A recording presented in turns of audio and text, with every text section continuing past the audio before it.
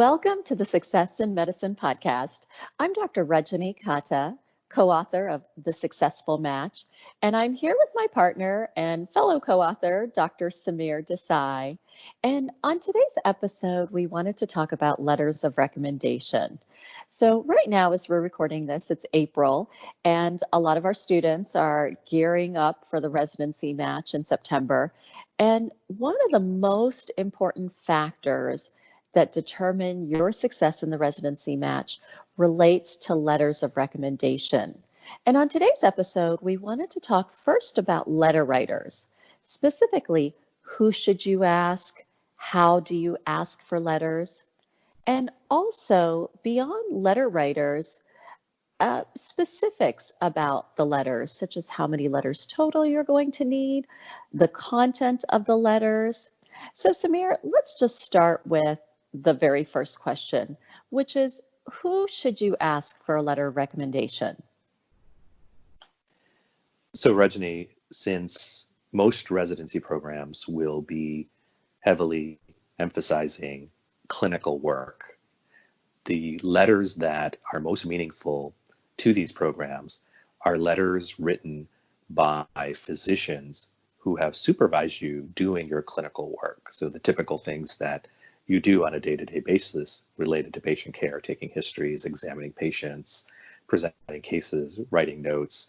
And what's most important is that you have substantial time with that particular physician or attending so that they can draw upon that experience to write that meaningful letter.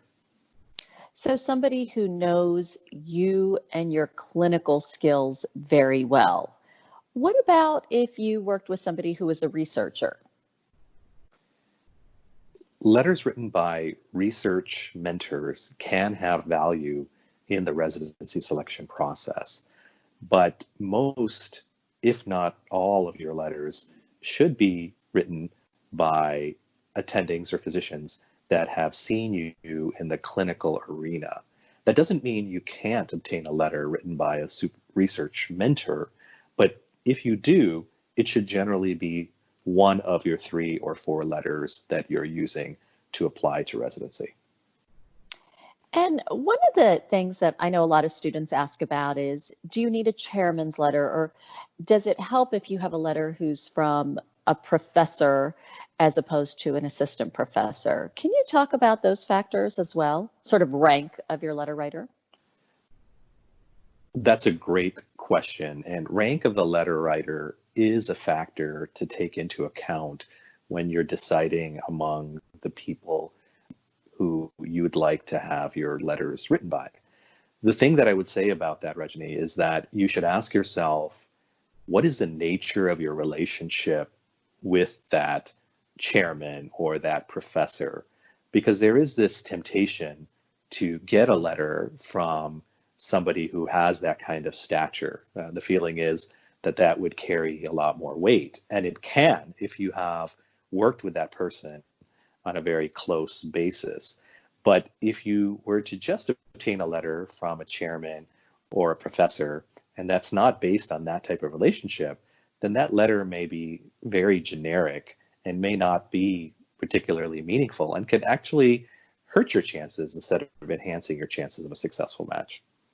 I think that's a really important point, which is that it may not actually be neutral. It may actually be harmful, because if the person on the receiving end is reading that letter and it's basically 3 lines and it's incredibly generic, I think that would hurt your chances overall. So I think that's a really important point. And let's talk even more. And, one of the factors that's even more important probably than rank of the letter writer is if that letter writer is known to the program. Can you comment on that? Absolutely. So having a letter written by someone whom the program knows can have a very powerful effect on your chances of receiving an interview, and also can affect the way in which they rank you. And the reason for that is when somebody that they know very well is advocating for you like that, that is very, very important to these residency programs, because again, the programs are trying to determine what are you going to be like as a resident? And on day number one of residency, they hope that you're going to be able to do the tasks that you're going to be expected to do on a daily basis. So if there's someone that they know that's writing about that, that has a very powerful effect. I have to really second that. When I was on the selection committee at the Baylor College of Medicine dermatology residency program, we would receive, in general, the ratio is about 100 applications to every one position. So if you're looking through, let's say, 400 applications for those 4 residency positions, and then I came across an applicant with a letter written by Dr. Madeline Duvik at MD Anderson Cancer Center, who I know personally and who I really respect her opinions. If she writes an incredibly glowing letter, that becomes extremely valuable. So I think that if the letter writer is known to a program, that can be very valuable. Do you have any advice on, or let's actually get into advice on how to ask for a letter of recommendation? Do you kind of want to start with the basics here? Yes, absolutely. So what I would tell students to do is to always make these requests in person. This is an important part of the letter of recommendation asking process, because when you do it in person, you get to see how that attending or physician reacts to your request. And you're not only interested in what he or she says, but how they say it, because you want to find out from that interaction how strong of an advocate they are going to be for you in this whole process. And that's incredibly important because, as you and I have both seen from reading letters of recommendation, some of the letters are very generic and do nothing for your application at all, and others go into great detail. And you can feel that that letter writer is a really strong advocate for this candidate. So essentially what you're saying is that you should send your letter writer an email or a phone call ahead of time asking for an in-person meeting where you can then formally request the letter of recommendation. Correct? That's correct. And I would say that if an in-person meeting can't be arranged, the next best thing is to do a video or phone call, because again, although that's not as preferable as an in-person meeting, that's going to be better than making your request via email. And one of the things that you and I talk about in our chapter on letters of recommendation in the book is the importance of asking, can you write me a strong letter of recommendation? Because it's really important that you give your potential letter writer an easy way out. So if the letter writer is a little bit on the fence, they don't know how well they can really write about your skills and qualities, um, asking specifically, can you write me a strong letter?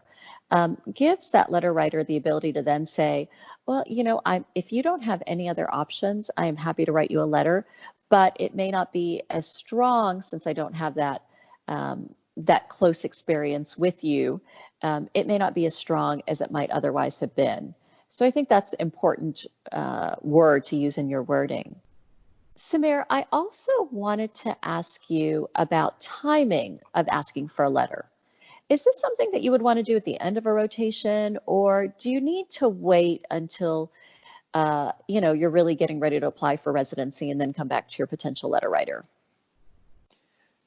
What I always tell students is that it is important to ask for a letter towards the end of your experience. And the reason for that is that at that point, you have built quite a relationship with that attending. Assuming that you've been working with that person for 4 weeks, he or she has seen you demonstrate a variety of qualities, different skills that are of value to residency programs. And you should be along the way soliciting feedback about how you're doing. But by the 4th week of your rotation, that's the time to ask. And I'll also can tell you my own personal experience and why I feel very strongly about doing that before your rotation ends. Oh, please share. So when I was a third-year medical student, I was doing my internal medicine rotation. This was fall of my 3rd year of medical school. And I was still about 9 months away from applying to residency. And at the time, I was not sure of my specialty choice. I liked internal medicine, but I wasn't sure. And as part of my internal medicine rotation, I had this wonderful 1 month experience in endocrinology with a fantastic teacher and clinician. And I worked with him one on one for this period of 4 weeks. And so I did not ask him for a letter of recommendation at the time, but then I came back 6 months later. Now, mind you, this was just a few months before I had to turn in my residency application. And I asked this attending, would you feel comfortable writing me a strong letter of recommendation? And so I was there in person to gauge his reaction. And I was very surprised when he told me, Samir, I'm so sorry, but I don't feel comfortable writing you that letter. And the reason is that it's been quite a while since you and I rotated. And I hope you understand that I do work with a lot of students.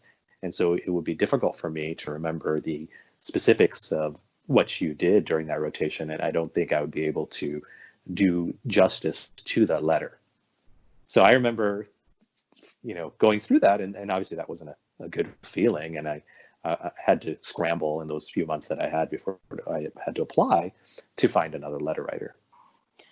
And, that's never a good feeling. But on the other hand, as you now realize, he was really doing you a favor because he was really looking out for your best interests, making sure that you had that strong letter that you needed for your application. Yes, looking back, absolutely. And the moment didn't feel so good, but he was telling me that, this might not be the best thing for you in terms of presenting, myself as strong as I could through the entirety of my application. And that really brings up another mistake as well, which is that you really need to give your letter writers a lot of time to prepare that letter. I know when I'm sitting down to write a letter of recommendation, I do it over a process of weeks. So I really take these letters very seriously. And so what I'll do is when an applicant brings me information, I will sit down with that information. I'll read it. I'll start to make an outline of materials that I remember about the applicant, qualities that I remember. And then I'll go back a little bit later and I'll create a draft of the letter. And then I'll go back a little bit later and I'll polish up the letter. And most of the students for whom I write letters of recommendation are students that I know very well and students in whom I feel very invested in their success. I really want to be an advocate for them and I really want to see them succeed. So when I am writing this letter of recommendation, I'm taking it very seriously. And in a way, I consider it my job to sort of market this student, to really highlight those skills and to do it in such a way that that student really becomes very memorable to a program. And that's not something I can do quickly. So along with what you're saying, I think one of the other important things to really think about is that you need to give your letter writer plenty of time to create that strong letter of recommendation. And Samir, I wanted to sort of segue into that next question, which is how many letters of recommendation total do you need? Programs generally ask for either 3 or 4 letters of recommendation. Applicants should realize that you can't submit any more than 4 letters to a single program. So let's talk about that a little bit further because there are some nuances to this. How many letters of recommendation can be uploaded to ERAS total for your overall application? You can upload as many letters of recommendation as you want into the system, but when it comes time to apply, you will have to pick and choose which 3 or 4 of those letters that are available you're going to send to any one program. And how do you know whether it's 3 or 4? You can find out whether to send 3 or 4 by visiting the program websites. Residency programs in general do a very good job of spelling out how many letters they want. And you want to be very careful about what you're reading on those websites because some programs are very specific. They may say, we only want 3 letters of recommendation. Or they may say, we would like to see 4 letters of recommendation. But one of the things that you don't want to do is show a program that you can't follow their directions. So if they are stating clearly, we only want 3 letters of recommendation, you need to make sure that it's only 3, correct? That's right, because you will encounter some language on these websites that says, if you send a fourth letter, we will not consider one of your letters. And that could prove to be disastrous if the fourth letter that you sent is one of your key letters. And what about specialty specific letters? If you are applying, let's say, to general surgery, of your 3 letters, how many should be from general surgeons? So there are specialty specific differences in how many letters should come from specialists in that field. So with your example of general surgery, what is typically recommended is that all of your letters come from general surgeons. So it's either 3 or 4 letters. And that information is also typically found on the websites, correct? That is, you'll see that spelled out on the surgery residency program websites. You may see a small percentage that might be willing to take 2, but the residency selection literature in surgery has consistently shown that the letters that are most valued by these programs are letters written by surgeons. This just brings up the point that it's so important to start your residency match planning at least a year or more in advance, because you really need a lot of lead time to determine who is going to be able to write your letters of recommendation and then to be able to approach them. And if you're looking for 3 letters from surgeons, I mean, that really requires a lot of planning. And we mentioned general surgery as an example, but certainly with a lot of the other specialties, it's very similar, isn't it? Where of the 3 letters, they do request that all 3 come from that particular specialty. That's right. So your point about planning in advance is so important.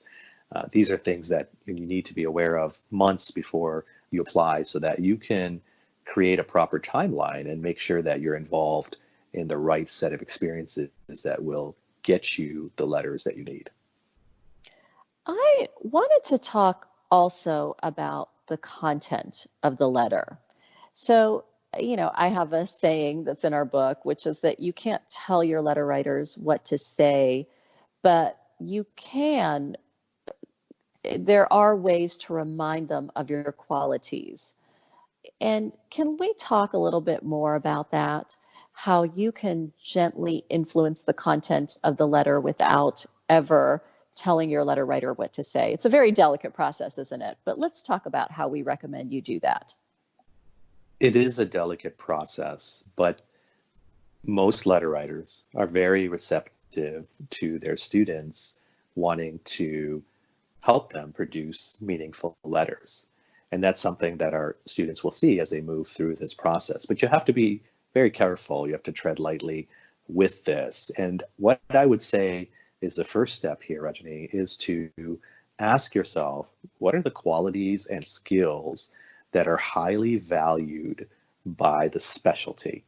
And that does vary from specialty to specialty. So while there are some qualities that these specialties all value greatly, things like hardworking and interpersonal skills and communication, there are differences between specialties. And once you've identified the qualities that are highly valued, then you can start to put together material for your attending that reminds them of how you highlighted these qualities during your clinical experience. And when you say put together material, what we're talking about is our patient example list. And when you are writing or when you are requesting a letter of recommendation from an attending, you are going to be providing them with a packet of information. And that packet will include information such as your CV, your AAMC ID number, perhaps your personal statement, but it will also include this patient example list. And this is so important. Can you talk a little bit about that example list?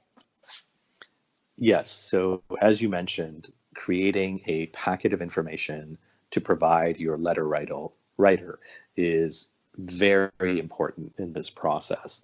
And in addition to the CV, and some letter writers may ask for a personal statement, yes, you want to take the initiative to provide this patient list. And basically what this is a list of some of the patients that you were involved in the care of during your experience with that letter writer. So you're going to have stronger memories of those patients, much stronger than that particular attending. And by including that list, you're going to be able to describe to the attending what you did in that patient's care and the type of qualities you were able to demonstrate through your involvement in that patient's care. And then by providing that information, that's going to remind the attending of the different ways in which you shined. And when he sees that list, he's going to remember that particular patient. I think that's such an important point, and it goes back to what I like to say, which is that as a letter writer, I think a lot about the importance of adjectives versus evidence. So you could have one letter that just includes a ton of different adjectives, and that's not very memorable and it's not very powerful. But when I'm writing a letter, I really think about how I can provide evidence to back up all of those adjectives. So not just that, Lisa has a very strong sense of intellectual curiosity, but I will state Lisa has a strong sense of intellectual curiosity. And when we had a case of a patient with blastomycosis, the very next day she came in with having done this very extensive literature search and provided our team with this information and that information. So that's what I think of as very important in my letters, to make them more memorable and powerful. Are there any other examples like that you'd like to provide? Yes, I would. But before I provide an example, I want to highlight something that you just said, which is incredibly important. When you look at letters of recommendation, it's very common to see content that praises the applicant in different ways. What is often lacking in these letters are the stories, the examples, the anecdotes, and that is the type of content that if it's in the letter and it's there, it's really backing up the praise. It's making the praise more believable, and it's making the residency program feel like these very specific contributions you made, this is what you're going to bring with you if you're a resident in that program. And it just makes the residency program feel like this letter writer just knows you so very well. And that's an important part of this whole thing. And I think that goes back a step further, which is, and these are not the sort of things that you're going to be able to necessarily remind your letter writer of, but it really goes back to how you perform on your clinical rotation. That really informs, that's the most important factor in the letter of recommendation, is your performance on your clinical rotation. And we talk about that in our book, Success on the Wards, about how you can take these extra steps to really highlight your skills and qualities and your clinical skills and qualities. Things such as making presentations, things such as doing literature searches. All of those can really highlight those skills, which will then be helpful to you when somebody is giving you an evaluation and later writing your letter of recommendation. So thanks, Samir, on that. Another area that I wanted to talk about in regards to letters of recommendation is a practice that I believe is becoming more common, where when an applicant asks their letter writer for a letter, they are sometimes being asked in turn to provide a draft letter of recommendation. So what are your thoughts about that practice, Samir? I agree with you, Rajani, that this is something that has clearly become more common. When I first started as a faculty member at the Baylor College of Medicine a little over 20 years ago, this was something that I would occasionally encounter. But as the years have passed, this is something that has actually become quite common. And I think students should realize that this might be a position they find themselves in.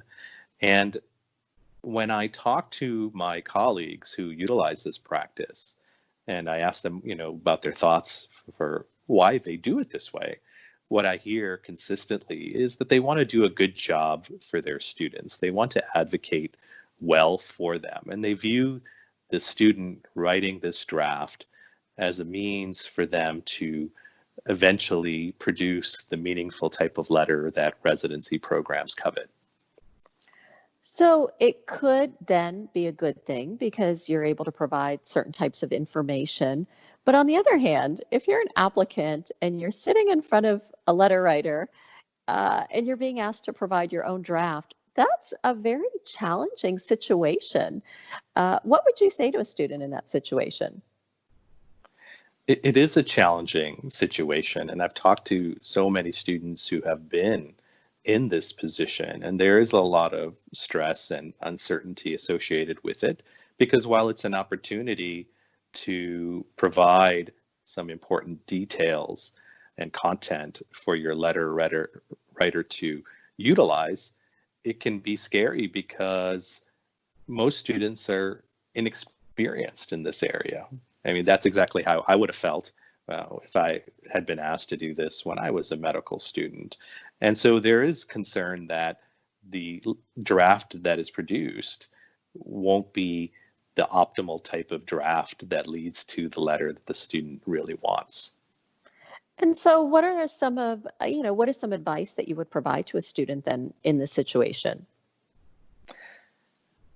What I would say to students is, to utilize the resources available to them. So there are a few schools that have provided some uh, guidelines to their students who have been asked to do this. But when you search the internet, what students are going to find is that there's a relative lack of formal guidelines about how to write these letters. And the reason for that is that there hasn't been a lot of formal curricula or education for attendings to write these letters of recommendation. And so the one danger area that's there related to this is that as you search the internet, you may find some resources that may not be the best to utilize in producing your draft. And so, if a student was to prepare a draft letter, I know you and I have talked about this. Sometimes one recommendation is to show that to a mentor before you provide it to your letter writer. Can you discuss that? Yeah, and that's a great point, is that students often have some wonderful mentors. And if you're fortunate to have a mentor who's very seasoned, who writes a lot of these letters at your school, one option that you might have available to you is to write your letter draft and then ask your mentor to give you his or her thoughts about what you've developed.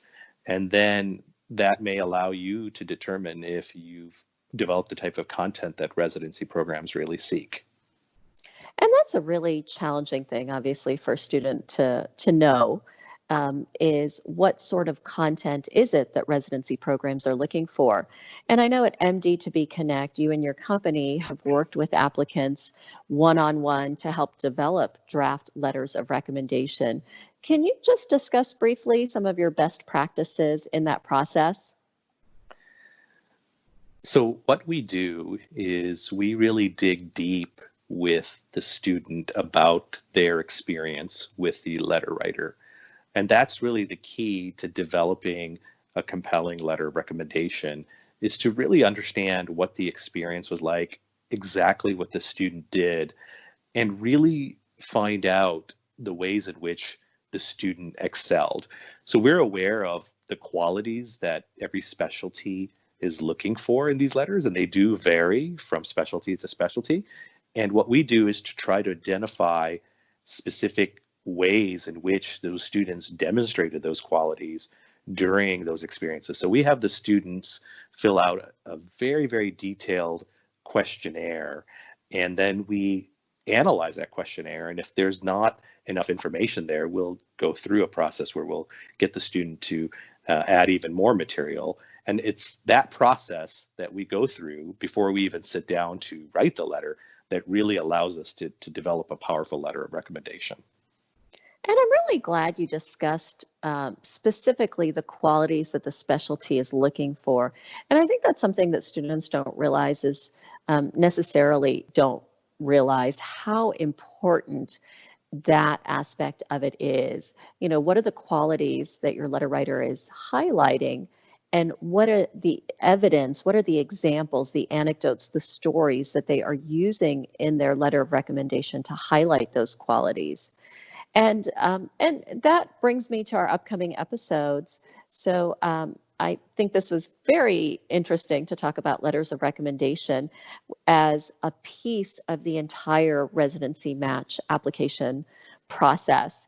And in upcoming episodes, we are going to have a number of episodes devoted to each specialty. And as I mentioned before, we have a number of specialty specific guides on our website, thesuccessfulmatch.com.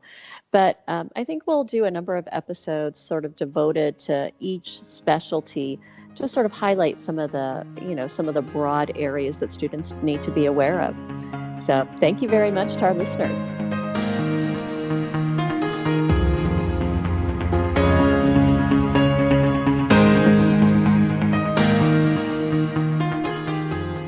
If you'd like to reference some of the information that we discussed in today's episode, please see our website, thesuccessfulmatch.com. I'm going to put links to some of that information in the show notes for today's episode. If you'd also like to see our residency match guides for each of the specialties, we have further information on the same website. If you'd like to see more about our editing services, that information is available at md2bconnect.com. So I thank you for listening today. I'm Dr. Rajani Kata, here with my partner, Dr. Samir Desai, on the Success in Medicine podcast.